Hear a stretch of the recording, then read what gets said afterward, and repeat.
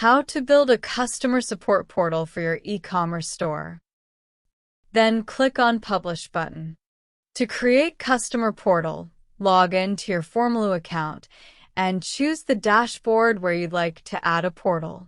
Click on New Formulu and choose our pre-made customer portal template. Here we already have pages, menus, and forms to get started. However, everything can be edited.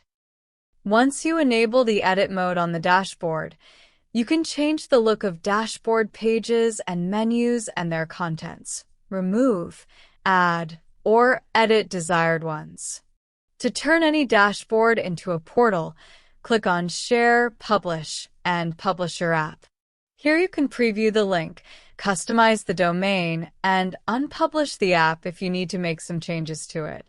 Then click on Submit Ticket.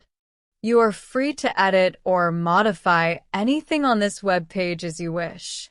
Then click on Publish button. That's it. Thanks for watching.